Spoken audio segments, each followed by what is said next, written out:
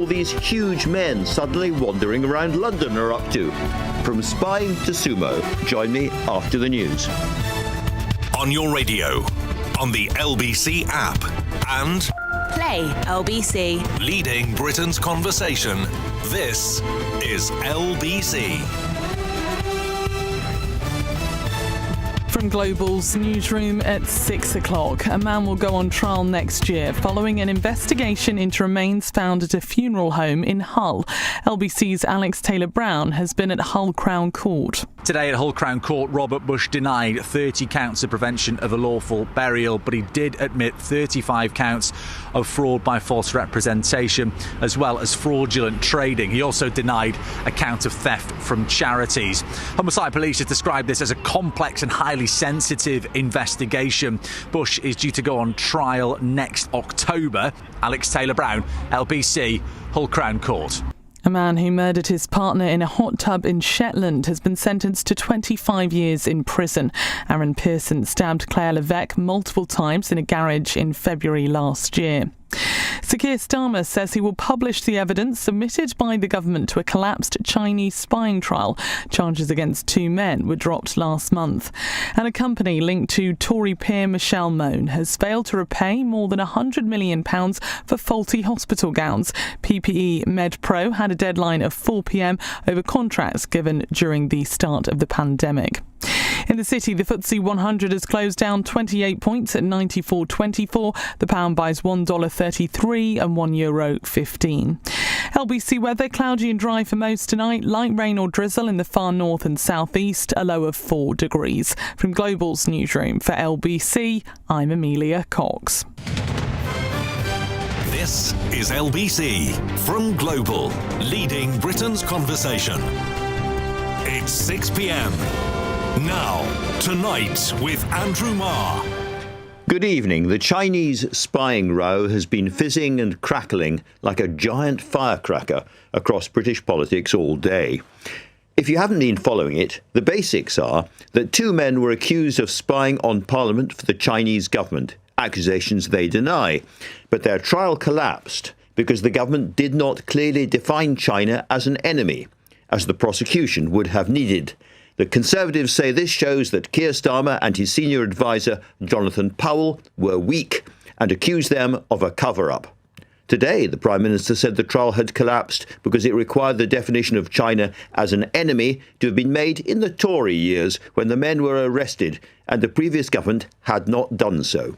As to cover-up, he insisted that current politicians and advisers had not been involved. I update the House on the China spy case. I'm deeply disappointed by the outcome. We wanted to see prosecutions. I can be absolutely clear, no minister was involved, no special advisor was involved in this. Why should we believe a man who at the last Prime Minister's questions said he had full confidence in the best friend of a convicted paedophile? Forgive us if we don't trust a word he says. This all stinks of a cover-up. The leader of the opposition was business secretary at the time. In September 23, the leader of the opposition said, her words, September 23, the relevant year, her words, we should certainly not be describing China as a foe. Now, at one level, this is a classic inside Westminster fight. The Tories want to pull down Keir Starmer, and they're going at him via his National Security Advisor, Jonathan Powell. They want to portray him as a cowardly weasel. The old principle applies: throw enough mud and some of it might stick. Sir Keir made very specific statements, including that the evidence which collapsed the trial came from the Deputy National Security Advisor and that he did not discuss it with Jonathan Powell, the Home Secretary, or anyone in Downing Street. Now, if that turned out not to be true, it would be lethal for the Prime Minister. He, in turn, as with many other issues, is blaming this all on previous Tory governments. And at this point, at home, you might think, so what? Let them get on with it, all slithering in the mud together. Why should it matter to me?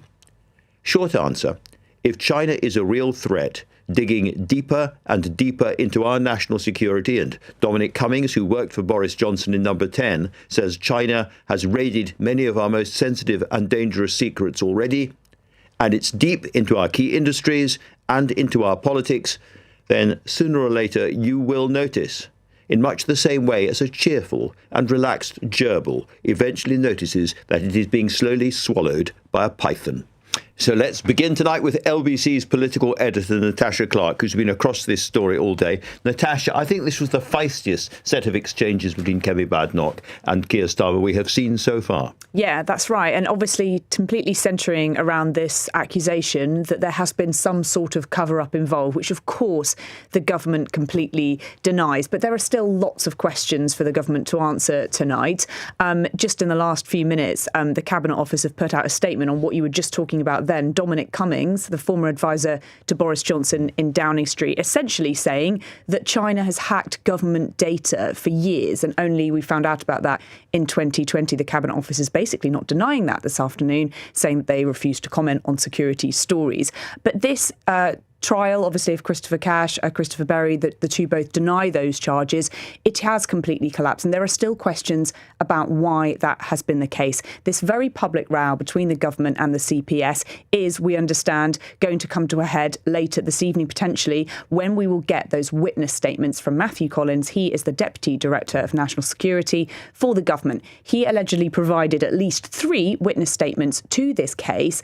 He was is said today to be completely perplexed about why the CPS has decided to drop that case. We were also told today by Downing Street that the Prime Minister did know before that case was dropped that it was likely that the trial was about to collapse. So the question, I'm sorry to jump in there, but the question is, how did he know if the guy in charge, the guy involved, the Deputy National Security Advisor, had not spoken to anyone in Downing Street or the Home Office, hadn't spoken to Jonathan Powell, as the Prime Minister said in the House of Commons? How did he know it was going to collapse? Well, exactly. And we do know that there were conversations going on at the heart of the government. The government says that they were not about the substantive details, the evidence involved in this case. We understand the government, we understand Number 10 were very keen to basically show that Keir Starmer wasn't going to get involved in any way. But the question still remains, what changed between the charging of these two men and the dropping of this case? The government says they have provided all of the information that they had at the time. The government says that they're completely perplexed by it. But it's still, there are still questions about why on earth Jonathan Powell was involved in these meetings and why on earth Matthew Collins, his deputy director, was the one that was providing all the witness statements. Why on earth was Jonathan Powell not providing this evidence? Good question. We were both watching Prime Minister's questions, and as it went on, it seemed on the face of it the Prime Minister had, as it were, caught Kemi Badenoch out. He was on the front foot. He volunteered that he was going to publish this stuff, and she seemed from time to time a little startled and uncertain about how to reply. But as the day has gone on, the sense that Keir Starmer is still in trouble has continued. Yeah, I think so. And, people have been asking me today, like, is this a real story, or is this the Tories just trying to sense blood where they see it? I think there are questions for the government to answer.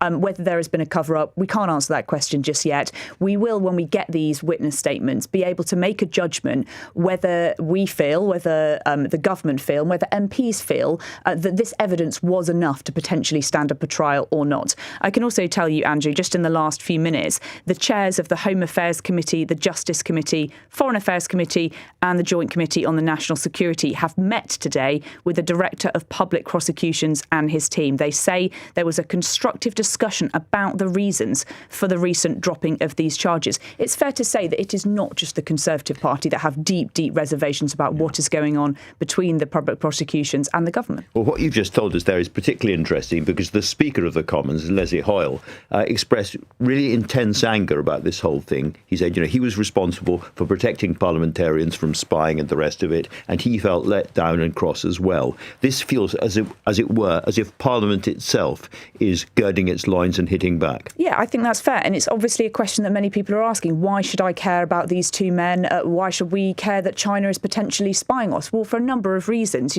They, as a state, suppress criticism. They own, of course, a lot of data through firms like TikTok, which the Chinese state and the Chinese Communist Party are associated with.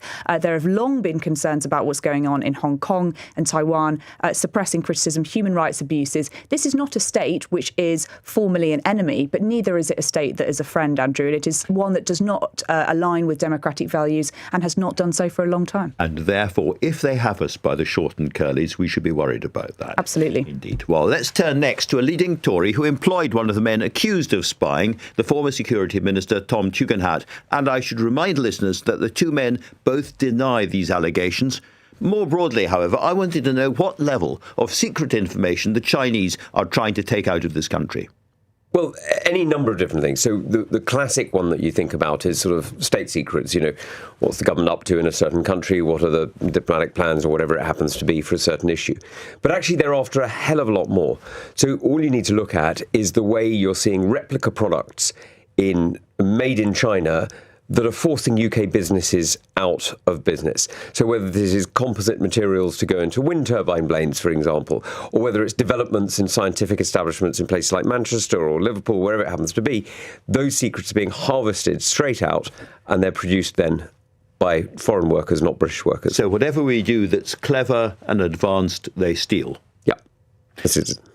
And when it comes to, investigating Parliament and parliamentarians, we've heard the Speaker very, very worried about it. What about the British political system? What are they trying to discover there? Well, a lot of what they're trying to discover from, being around Parliament is people's weaknesses. It's the expression goes, you got to find a needle in a haystack, right? Well, first you need a haystack. And so you build up a pattern of life, you build up an understanding about people's foibles, about, who knows who doesn't like who, maybe somebody's got a problem in one area of their life or another. And that can then be used by a professional intelligence officer at a later date, in a more convenient moment, maybe on a trip, maybe when they're more vulnerable in future years, to exploit them for further information or for influence. The row in the House of Commons today during Prime Minister's questions was really about the extent to which there was political direction from this government, the Labour government, to collapse the trial. What are the outstanding issues that you're still worried about there? Well, that's what the focus was. And there's a real question here because the government hasn't given a clear explanation. They've given several explanations that make absolutely no sense at all about what happened. But they're publishing the witness statements. That's new today, and that's good. But absolutely. But the reality is that's not the question, if you see what I mean. The witness statements, nobody really doubts. Otherwise, the CPS, the Crown Prosecution Service, wouldn't have brought a charge. So that's not really. That's just a straw man. That's just noise that the government is putting out to distract. Now, the question is, what went wrong? Now, I don't know what went wrong because when we left office, the trial was proceeding. The Crown Prosecution Service was collecting the evidence that it does. The police was producing files. The usual sort of way in which the court process goes. But in the year that the Labour Party have been in charge, in the year that Keir Starmer has been Prime Minister, something has gone wrong. And the Director of Public Prosecutions himself said that something had changed. Now, what's changed? It's not the 2023 trial for prosecuted the Bulgarians for spying for Russia and convicted them, because that lowered the bar for prosecution. And it's clearly not anything to do with the Official Secrets Act law that Keir Starmer was talking about today, because otherwise the Director of Public Prosecutions wouldn't have used that law to prosecute. So what something has changed? And I don't know. There was a sort of a rumble of, as it were, surprise and disbelief at one point in Prime Minister's questions when Kemi Badenoch asked Keir Starmer, did the Deputy National Security Advisor, who was the guy who sent the information to the prosecutor, had he had conversations with anybody in Number 10 or the Home Secretary or the National Security Advisor, Jonathan Powell himself? And the Prime Minister simply said no. Right, well, that's a very clear statement. It's a very clear statement. And it's, I'm afraid there's a bit of a pattern emerging here that when something goes a bit wrong, they chuck somebody under the bus. Now, I happen to know Matthew Collins. I worked with him. He's a civil servant who's served our country with integrity for, 20, 30 years, something like that. A long time. And there are reports tonight that he himself doesn't understand why the trial collapsed. No. Well, this is what I'm reading this online, same as you are. And, I don't know what's gone wrong. It is completely obscure to me why this has happened. But there is one person who's responsible for defence of this country and for the justice needed to protect ourselves, and that's the Prime Minister. So something has failed, right? This is a major national security trial. It has collapsed. For whatever reason, the government, either the Attorney General or the Prime Minister, should be explaining to the British people what went wrong, because at the moment, we look extremely vulnerable. And so when the Prime Minister, with all that responsibility on his shoulders, asked about the private conversations before the trial collapsed, simply said no. Do you believe him? Well, I'm very clear that I always take people at their word unless they are proved to be false. Normally, politicians will equivocate around questions like that, and they may or may not remember a conversation or whatever it happens to be.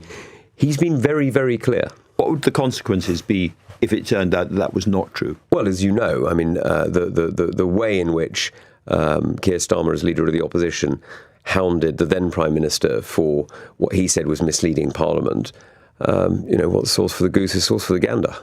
So a really, really serious moment for the Prime Minister, if this was the case. We say if it's the case. Look, I'm not accusing him, but I'm taking him at his word, and let's see where the evidence leads, because that would be very, very serious. Misleading the House is a very serious offence.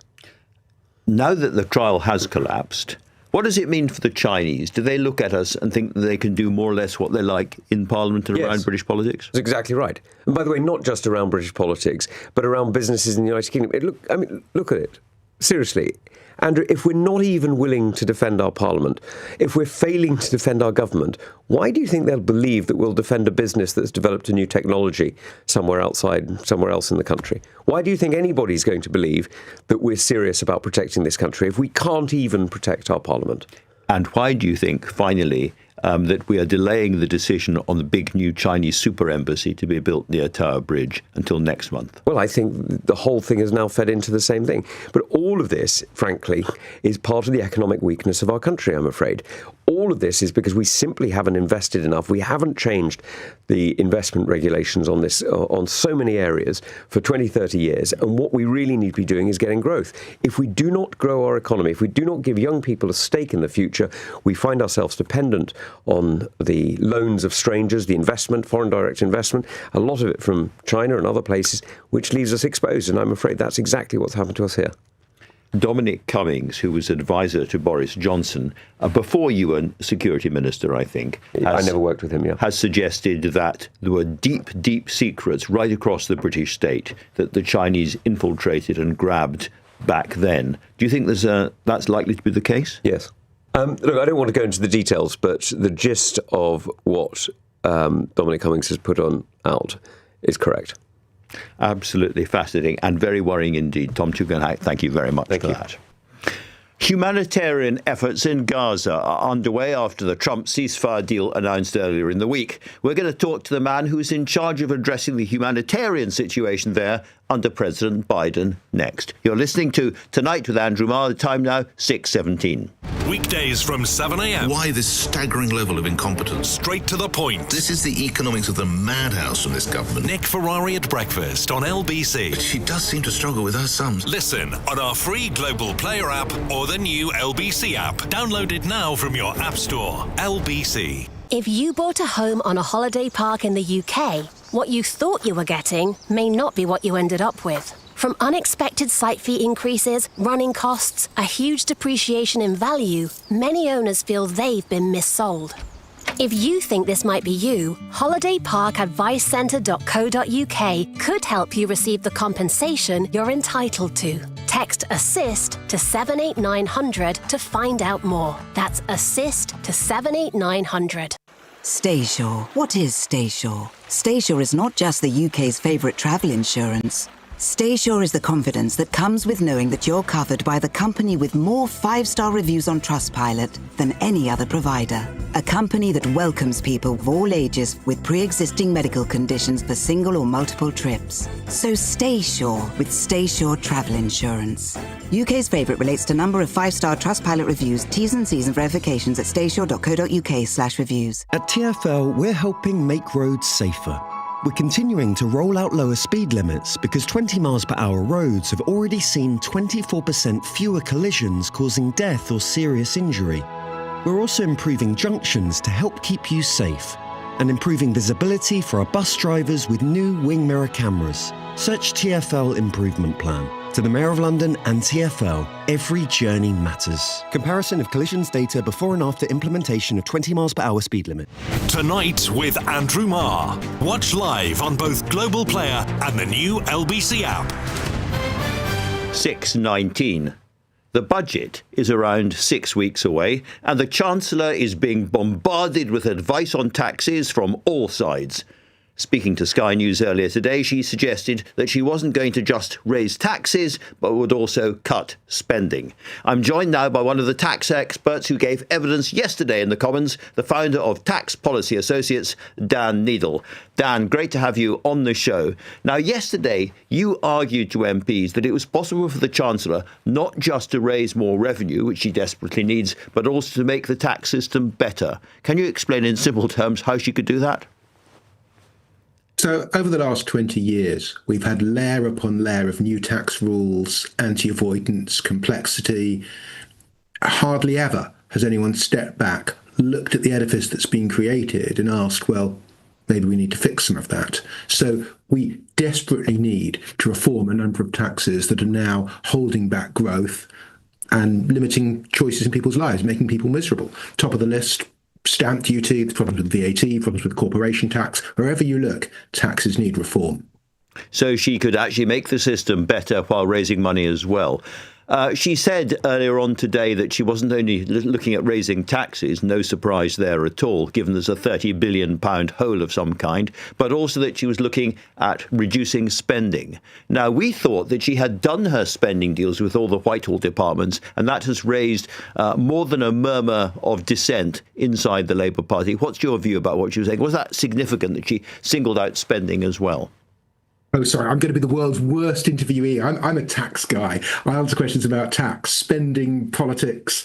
I'm no good at that, Andrew. I'm really sorry.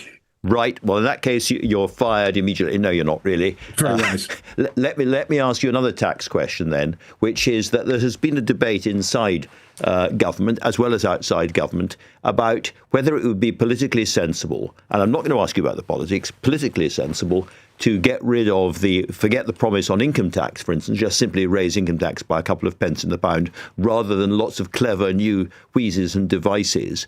And I think she has decided not to do that. But in terms of raising money, as between simply raising one of the really big taxes they've promised not to, income tax or VAT, and finding other ways of raising money, how difficult is it to do the latter?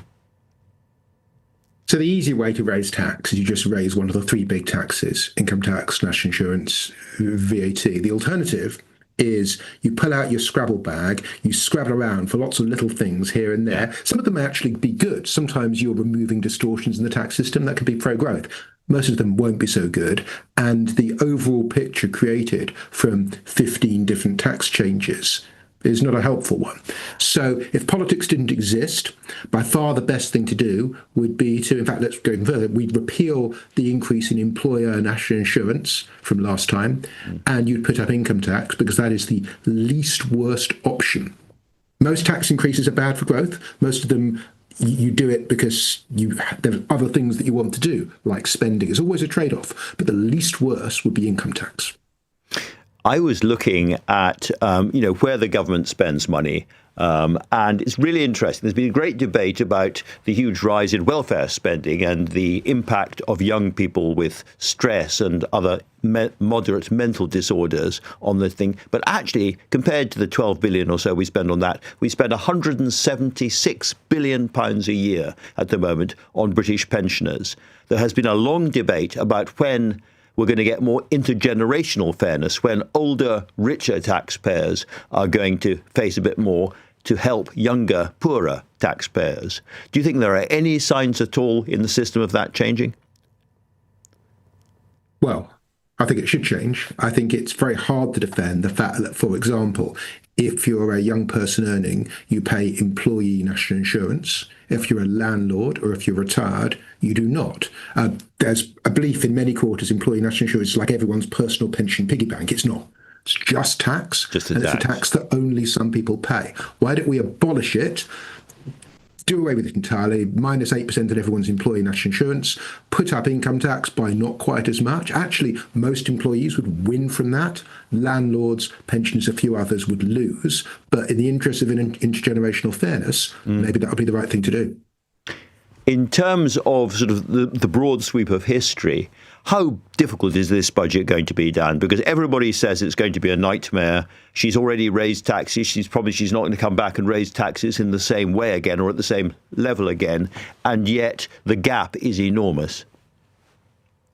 Yeah, I mean, I don't recall two budgets in a row which have had to raise this scale of revenue in an environment where interest rates and bond yields are such that she can't easily borrow. So it's really hard. And yes, you can play that Scrabble game and raise lots of little taxes, but it's kind of unedifying. There don't seem to be any good choices here.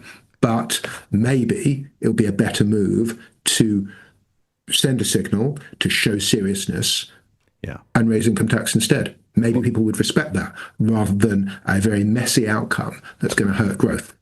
Well, fingers and toes crossed. I think it's unlikely, but fingers and toes crossed. Dan Neidle, thank you very much indeed for that. Now, yesterday, we discussed those horrible scenes of mass public executions by Hamas. Earlier, President Trump's warned the group that if it doesn't disarm soon, it will be disarmed by the Americans violently if necessary. Now, that would be obviously a difficult and dangerous task, particularly when you are trying simultaneously to provide the food and medical aid in exactly the same areas. Is it possible? Let's talk now to David Satterfield, the Special Envoy for the Middle East humanitarian issues under Joe Biden and Trump's former ambassador to Turkey. He's now the director of the Baker Institute for Public Policy. Mr. Satterfield, thank you very much indeed for joining us. First of all, as somebody who understands Gaza, give us your assessment of how fragile, how difficult the situation on the ground there is now. Well, the situation is fragile indeed. Hamas has no intention, and somewhat to my surprise, demonstrated that quite visibly within hours of the first Israeli withdrawal, of disarming, nor of ceding willingly effective presence, governance, impact on the population of Gaza on the ground.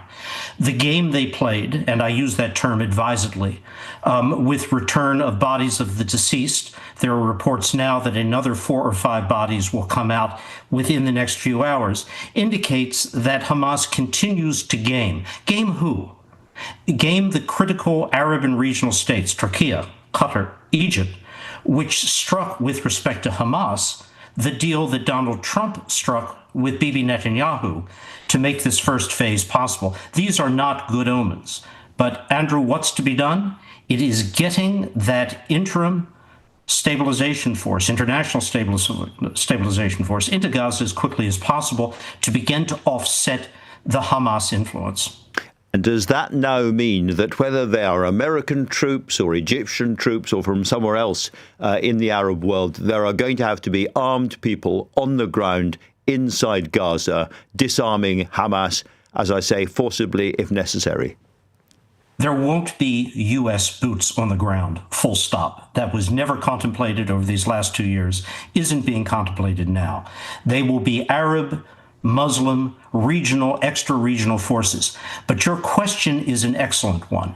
Does this mean an armed force confronting Hamas? And this, frankly, has always been a challenge to think through. Is it plausible to imagine Arab or Muslim forces directly confronting Hamas? I give you an example. What if Hamas were to tell an element of this force, you can't go into that building? What is the force member to do? If they accept that denial, they become, from the very beginning, as impotent as UNIFIL is perceived as being in Lebanon. Yes, very Bad good. start. Very good question. I just come back to what you're saying. No question of American boots on the ground. Was it just loose language then, do you think, by President Trump when he said, we will disarm Hamas? The we. I believe that was a collective we being Israel will disarm Hamas. But even then, Andrew, to return to a kinetic campaign, ground campaign for Netanyahu in Israel now, with the release of the hostages, that is a very very challenging proposition. I would suspect the better leverage, more appropriate leverage, would be to visibly deny to the people of Gaza the kinds of relief which they would otherwise be receiving until Hamas complies. But that puts everyone in a very, very difficult, challenging position. This is hard stuff. Very hard stuff. I mean, one of the reasons it's been suggested to me that Hamas don't want to lay down their small arms is that the people around them may hate them so much that they themselves would then be in danger. Oh, if only that were indeed the primary motivation. I don't think that's the case at all. Hamas is the Muslim Brotherhood movement in Gaza. Their ambitions are not Gaza-focused. They're not even focused on the West Bank or the Palestinian Authority. It's the Arab world, particularly the Gulf. They're not going to give up those arms because they believe the arms are essential to their ability to project, when the moment becomes ripe again, their impact and influence outside. That's the dilemma. And so, in a sense, they are not honest partners in this process. They still want the eradication of the State of Israel, and they still think if they hang around for long enough, their moment may come again. Well said. Look, for 32 years, since 1993, Hamas has had the option to do what the PLO did, accept what we now call the Oslo Principles, Israel's right to exist, peaceful negotiations towards Palestinian national aspiration. They have willfully, ideologically declined that opportunity. They continue to do so. They are who they were. Mr. Satterfield, a final thought. You did an awful lot of work in the region under the Biden administration, which has been absolutely sledged by Donald Trump in his speech to the Knesset before and after. How do you feel about that? Do you think that the Biden years have been unfairly mocked by comparison to what's happening now?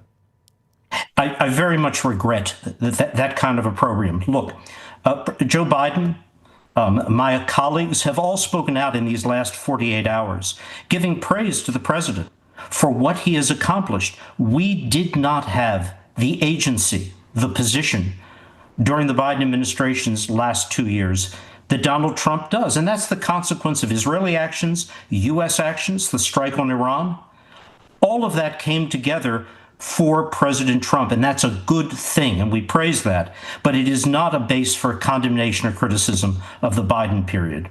Agreed. David Satterfield, thank you very much indeed for talking to me tonight. Now, we're going to go back to the drama in the Commons after the collapse of that China spy case next with the deputy leader of the Liberal Democrats, who put the Prime Minister on the spot over a group of people she believes he is badly letting down. Find out who they are and why next. But the time now, 6:31, and Amelia Cox has your news headlines. A former funeral director whose premises became part of a major investigation into human remains has admitted fraud. 47-year-old Robert Bush denied 30 counts of preventing the lawful and decent burial of a body and 1 count of theft at Hull Crown Court. A former security minister has told LBC China will believe it can do more or less what it likes following the collapse of a spying trial last month. Speaking on Tonight with Andrew Marr, Tugendhat says the Prime Minister hasn't adequately explained what happened and has failed to protect the country. And the Israeli military says one of the bodies handed over by Hamas yesterday is not that of a hostage held in Gaza. 8 bodies have been handed over by Hamas this week after all 20 of the remaining living hostages were freed on Monday. LBC weather, cloudy and dry for most tonight. Light rain or drizzle in the far north and southeast, a low of 4 degrees. On the latest episode of The Newsagents. We are going to talk about an American network called the Alliance Defending Freedom. It's managed to change the culture of America, and it wants to try and do the same here in Britain. Will it succeed? Get the latest episode of The Newsagents with Emily Maitlis, John Sopel and Lewis Goodall. Listen or watch on our free Global Player app or the new LBC app. StaySure. What is StaySure? StaySure is not just the UK's favourite travel insurance. StaySure is the confidence that comes with knowing that you're covered by the company with more 5-star reviews on Trustpilot than any other provider. A company that welcomes people of all ages with pre-existing medical conditions for single or multiple trips. So stay sure with StaySure Travel Insurance. UK's favourite relates to number of 5-star Trustpilot reviews, T's and C's and verifications at staysure.co.uk/reviews. For anyone needing assistance when travelling with TfL, such as people with visual or mobility impairments, our Turn Up and Go service has staff on hand to help. It's available at all London Underground, London Overground and Elizabeth Line stations, and there's no need to book. Just turn up and go. That is how we're making the greener way to travel more accessible to all. Search TfL Improvement Plan. To the Mayor of London and TfL, every journey matters. Greener than total estimated petrol and diesel car emissions. With the long, hot summer still fresh in the memory, it's easy to forget what's around the corner. Prepare your BMW for whatever the great British weather can muster with a BMW seasonal inspection. For just $39.99, our expert technicians will top up fluids and oil, check the essentials like tyres, wipers and battery, and return your BMW washed, vacuumed and winter ready. Search BMW seasonal inspection. T's and C's apply. Tonight with Andrew Marr. Listen on your smart speaker. Just say, play LBC. And it's 6:34. So going back to our top story and the collapsed China spy case that's causing such a headache for the government. But there are much wider implications in this, of course, particularly for dissident Hong Kong Chinese now living in this country who fear they're being followed by Chinese agents and who are worried about the huge new Chinese embassy being planned in London. Daisy Cooper, the deputy leader of the Liberal Democrats, raised some of this in the Commons earlier on, and she is with me now. Daisy, welcome. Thank you. Let's start by talking about this embassy. This is no ordinary embassy, is it? No, it's not. And there are very grave concerns about what might happen there if it's given the go-ahead. We feel very strongly that it should not be just considered to be a planning decision made by the Secretary of State for Housing and Planning and everything else. This is a really serious question about national security. And people have got concerns that if this super embassy is given the go-ahead, there could be a basement from which there could be cyber attacks on our own soil. There could be secret police. Who knows what could go on there? So we Liberal Democrats are fiercely opposed to this idea of the super embassy, and we really hope the government follows suit and stops deferring the decision. And you call it a super embassy, but for people listening, this would be, I think, the biggest such embassy in Europe, really, really major, right by Tower Bridge. Now, the decision was going to be announced more or less now, but it's been delayed into November. What do you read from that? Well, what I would like to read from it is that the government may be considering thinking about this through the national security lens.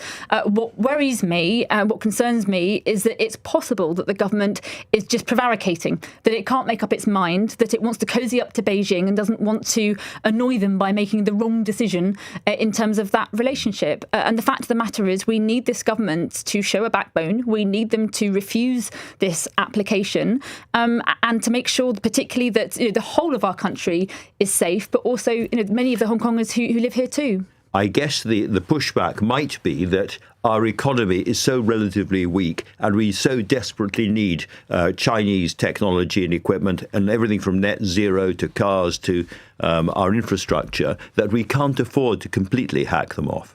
We can't afford to completely hack them off, but we have to put our national security first.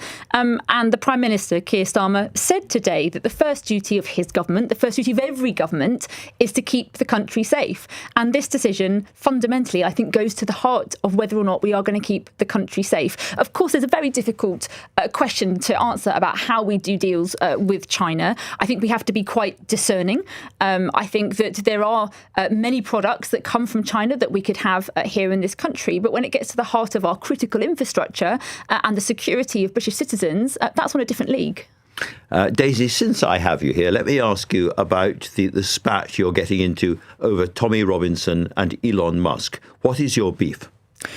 Well, my question to the Prime Minister today was whether or not Elon Musk is a security threat to the country, and if he is, whether the Prime Minister would commission the security services to make that assessment and make recommendations about how we tackle it. We know that Elon Musk has incited civil disorder on our streets. That's true. We know that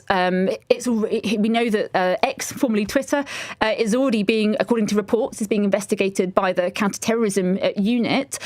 And so this is very, very serious. And, it was reported by Tommy Robinson that Elon Musk is apparently paying his legal fees. We don't know if that's verified or not. But quite frankly, I think there are many people in this country who are very scared. They're scared at what's being incited online. They're scared at what's happening on our streets. And I think it's time that politicians like me and others who come into politics because we believe in having a decent, law-abiding country stand up for those values. Again, I suppose you could say that whatever you think of Elon Musk, and I'm not his greatest fan, to be sure, he's a private citizen, and if he wants to spend his money helping Tommy Robinson, that's his business.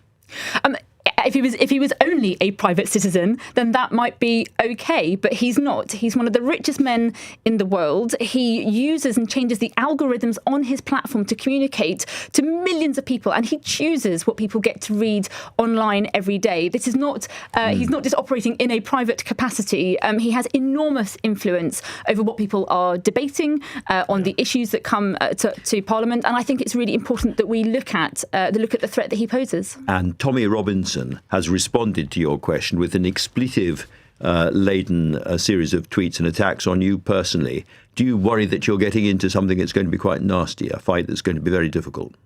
Look, I stood up for my values today.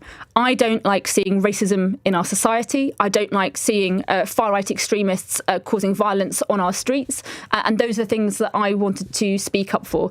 I'm elected to do that, elected on that platform. And I'm encouraged by the messages of support that I've received from MPs of all political parties and from people from various groups that campaign against racism who have said that they felt that today I said something that they considered to be brave and courageous. And quite frankly, I think we need to see more bravery and courage in our politics. No apologies, no regrets. Daisy Cooper, thank you both. Thank you very much indeed. Thank you. The Health Secretary, Wes Streeting, has warned Baroness Michelle Mone that he will pursue her with everything we've got after her disgraced PPE MedPro company failed to pay the £122 million fine to the government after providing defective PPE during the COVID pandemic. The Labour peer, Lord George Foulkes, raised the initial complaint into the government contract awarded to Michelle Mone, and he joins me now. George, great to have you on the show. Can you start by reminding people, this can sound a bit sort of theoretical and it's about money and the rest of it, how defective the material that was supplied during the COVID pandemic was? They received £122 million for material that was never used. It was entirely useless, and they made a huge amount of money out of it. However, it's easy for Wes to say these things. It's much more difficult to follow it through.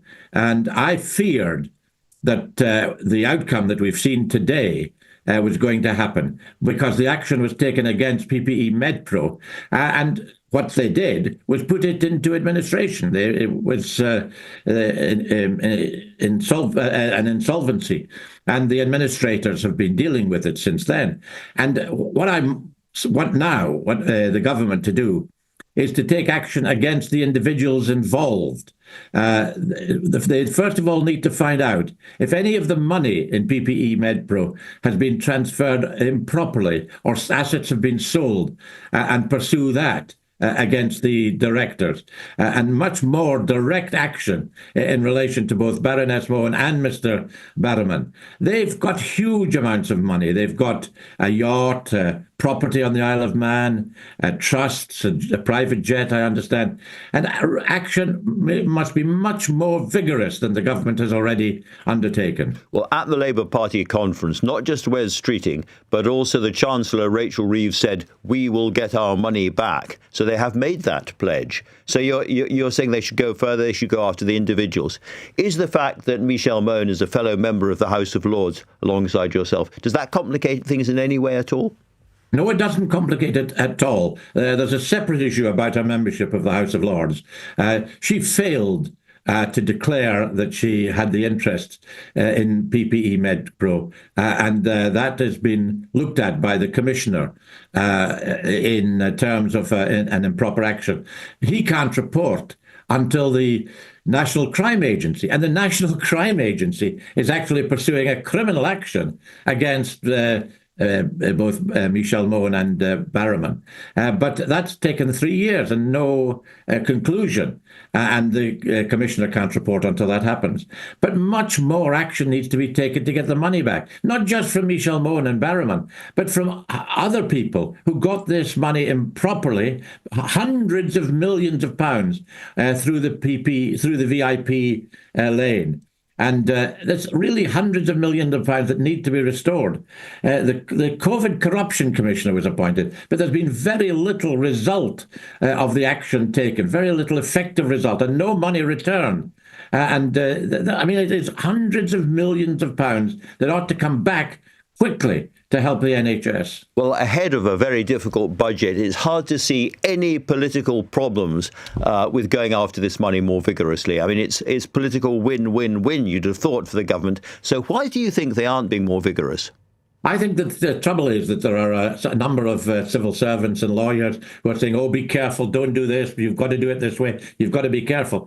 We need to take much more vigorous action against it. This is hundreds of millions of pounds that have been improperly paid to so many people. And if we can't deal with it in terms of PPE MedPro, I don't see how we're going to deal with it in so many others that need to be pursued. And that's why I've raised it every time I've had an opportunity to find out what the COVID Corruption Commissioner is doing. He should be reporting much more frequently to the Houses of Parliament about what he's doing. And the minister should be reporting far more frequently on what's happening. And as I say, I respect Wes Streeting. He's a brilliant minister, but it's easy to say that they'll pursue with everything they've got. It's easy to say that. It's much more difficult to do it. And they must pull out all the stops and get the lawyers and the civil servants put to one side and make it a political issue. Well, you've put a fair amount of salt on their tails tonight. Lord Foulkes, thank you very much indeed for talking to me. The chair of the Commons Culture Committee has told LBC News she is concerned about the growth of AI music on streaming platforms. Dame Carolyn Dinage says that apps like Spotify must go over and above to identify artificial music to their users. Musicians are very worried about the impact on their incomes. LBC's reporter Guy Stewart has the story. AI songs are already having a significant impact.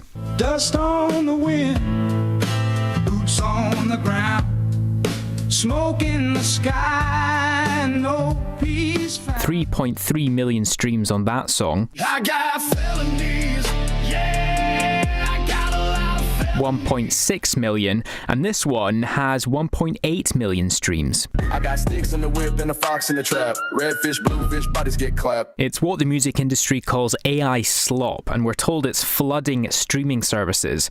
Spotify doesn't publish its own data, but if we look at smaller similar streaming sites, AI-generated music makes up nearly a third of all uploads, literally tens of thousands of tracks a day. This is obviously a huge amount of AI-generated music making its way onto streaming services and diluting royalty payouts for real human musicians. Ed Newton-Rex is an expert on AI transparency. He says just as explicit songs are labelled on the track title, it should be the same for AI. Music executives, along with the industry body the BPI, have told us clearly labelling artificial music will help protect human creativity and incomes.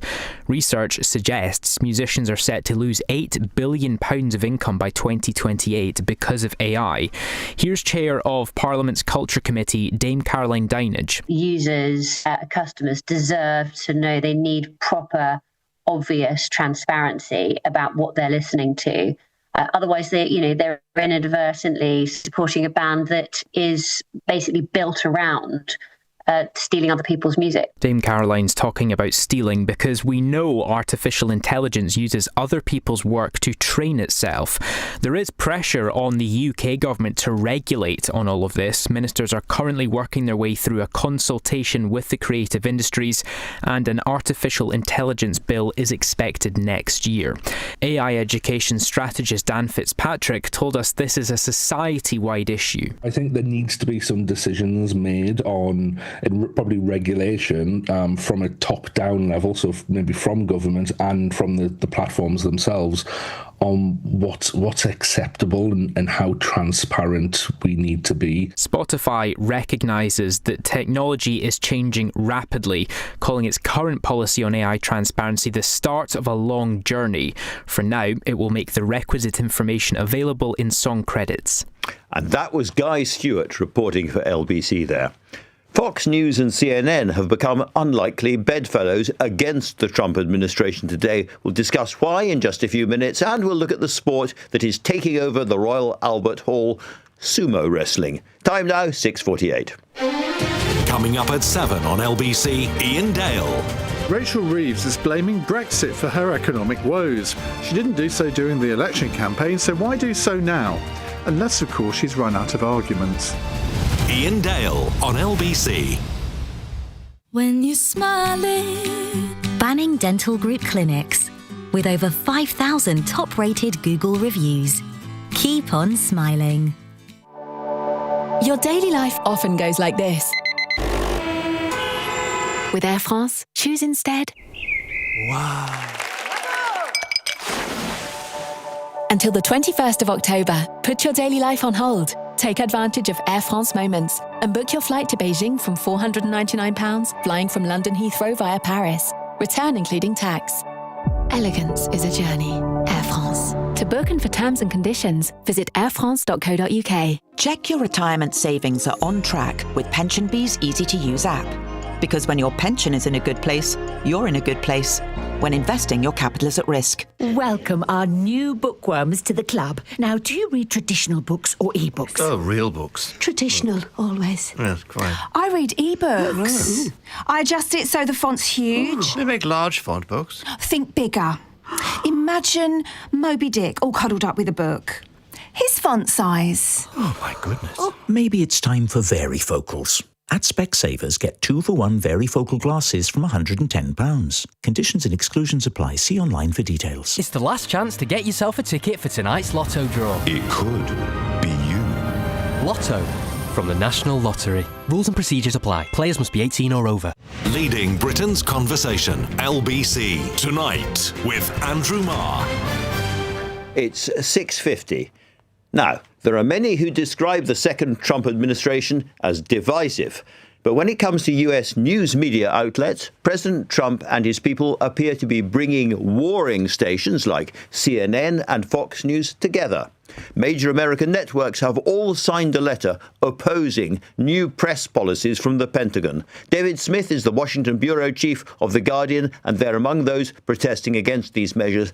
David, explain to people listening how draconian they are, because in the UK, as you know, we have this system of D-notices to try to prevent the publication of stuff that is genuinely against the national interest. So what's the difference here? Well, and indeed in America, there's supposedly the First Amendment that protects free speech. And so this is a pretty extraordinary step taken by the Pentagon. Historically, journalists have done journalism in these cases. And yes, they've received the official briefings and got the press statements, but they've also wandered the corridors of the Pentagon talking to military officers. And for example, a guy who's had a press pass at the Pentagon for 28 years for National Public Radio was talking about how during the Iraq War, we got the official line from George W. Bush, but he was hearing from military officers there that things were not going so well on the ground. And under these new restrictions, reporters would no longer be able to do that. Even information that's unclassified, it would have to be approved first. And so all these organizations have banded together to say, no way. So this is the official line and nothing else. What would happen to an organisation who said, stuff it, we're going to do what we do and carry on reporting in the old way? What are the threats?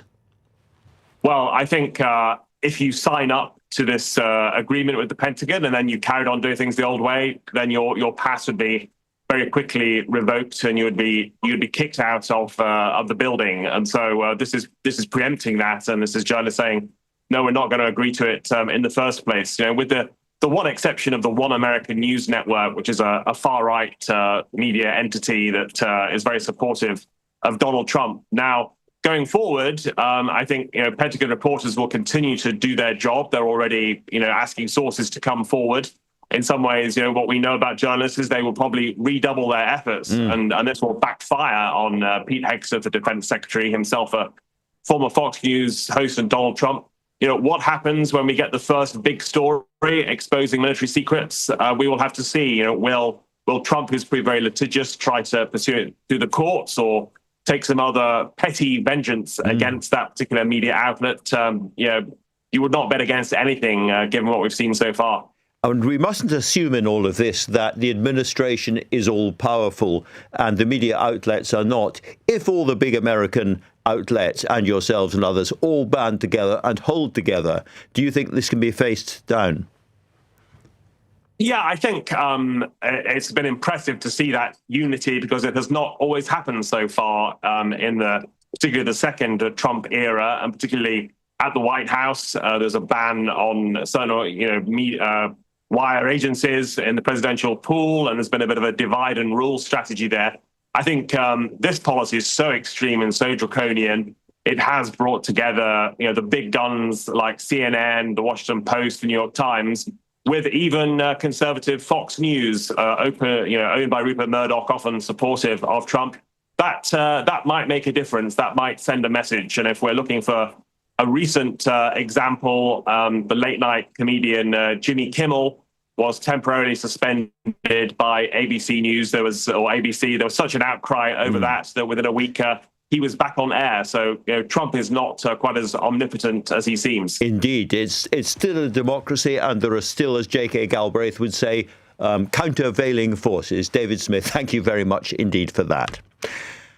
I was trundling home through central London in a cab last night when we passed a Japanese restaurant, and I did a double take, because there were people waiting outside who were not in proportion either to the rest of the street or other passers-by. They were absurdly big.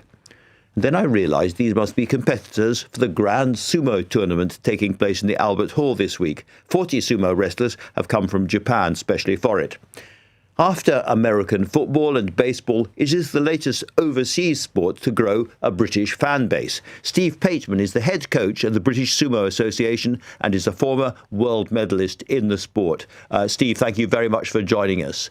I can tell already you are a fairly big guy, but is this a sport still totally dominated by the Japanese? I mean, they have been literally growing sumo wrestling for decades and centuries. The rest of us are newer to it. How hard is it? Actually, it's not dominated by the Japanese.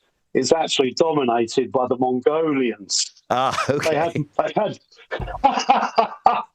Yes, it is the main sport in Japan, but the Mongolians in recent years have been the grand champions of Yokozuna. Although recently, one Japanese, Onosato, has been promoted to the highest rank of all. Anyway, they're both at the Royal Albert Hall this evening, in fact. And there's 40 of them, 20 fights a day. And yes, some of them are big guys, up to 200 kilograms. I once fought a world champion who was over 300 kilograms, and I beat him when I was 115 kilograms. So a small guy can beat a big guy, but they are big. Very, very big. And the quantities of rice and noodles and so on that have been flown over with them seem to be awesome. And I also gather that the Royal Albert Hall is having to reinforce its chairs and its toilets to accommodate them. Is there a British fan base? I was comparing it with, say, baseball or something, came from overseas. Are British people getting more interested in sumo? There has always been a huge following for sumo.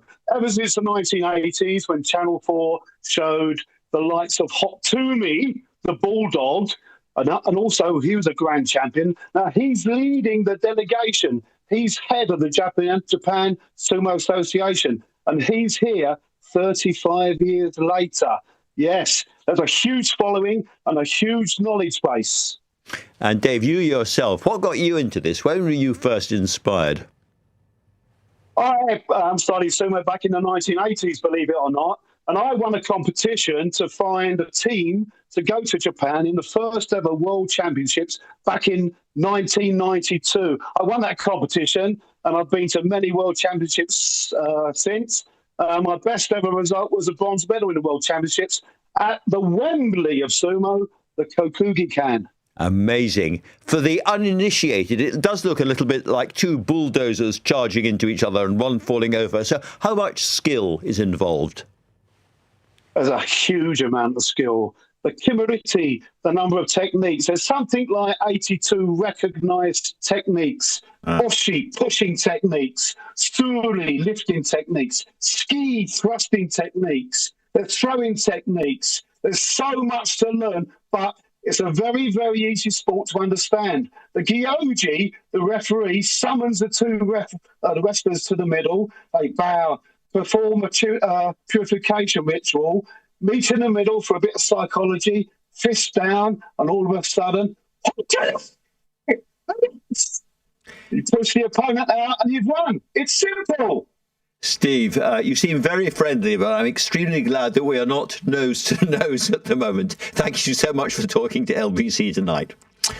Now then, if you missed any of today's show, you can listen back on our free Global Player app or the new LBC app, where you can stay up to date with all the latest news and opinion. You can put your news categories in the order you'd like them. You can pause, you can rewind live radio, and you can listen to a range of podcasts. So download the all-new official LBC app for free from your app store now. Coming up at 10 on LBC, it's Ben Kentish. Right now, it's time for Ian Dale. You know, I think people would pay good money to see you and I have a sumo match, Andrew.